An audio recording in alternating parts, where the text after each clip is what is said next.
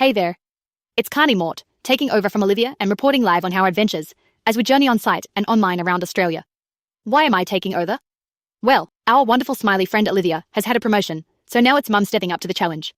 I'm the online tutor, the homeschooling teacher, the assistant diesel mechanic, the planning officer, the minister of finance, and now, it seems the travel journalist also. Let me know what you think. So, let's talk about two shores at the entrance. If you're not a local, and looking for a dog-friendly spot on the mid-coast just above Sydney, two shores at the entrance might catch your eye. On the map, it looked perfect. A little location nestled between the lake and a dog-friendly beach. Their online presence was beautiful. It wasn't packed with the kid-friendly extras like jumping pillows, mini-golf, or basketball courts, but it did have a pool. That was enough for me. I thought this is perfect. But then, we arrived. And that's when the doubts started creeping in. My neighbourhood wasn't great, and pulling into the tired reception area, we were greeted by rows of residential cabins. It wasn't exactly the welcome I had envisioned. But still, I was hopeful. After all, we had booked the lakeside unpowered site. The photos online looked relaxing, peaceful and spacious, just like real camping. But the reality? Well, it was a bit like fast food. You know the one, here's the picture, and here's the real thing. The site was dirty, scattered with rubbish, and the mud smell at low tide was absolutely awful. It must have been the old tire dumped right at our site that made it so impossible to tidy up the smelly bank for paying guests. I guess. And yet, up by the glamping tents, the shoreline was cut, edged, tended, and gorgeous. We were just dumped in the forgotten section. But hey, secluded, right? In all honesty, it wasn't that bad once you got past the nasty shoreline. But we didn't use the pool either. It was a bit grubby and bream the entire stay. But the location. As in the views. That was good, really beautiful even. That we enjoyed. Tom went fishing every day, with the boat moored right to the back of the van. We had no close neighbours until the last night. And the walk to the beach.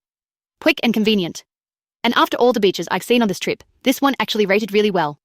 Long, wide, clean, and the sunrises were stunning. Needless to say, Lady Jane Bingley loved it. Sunrise beach walks are her favourite, and this beach had everything a zooming little snag dog could wish for. It was fascinating to see how the ocean is slowly reclaiming the shore too. Condemned houses and sandblasted hidden house nouns stretched as far as the eye could see. Not a great investment area.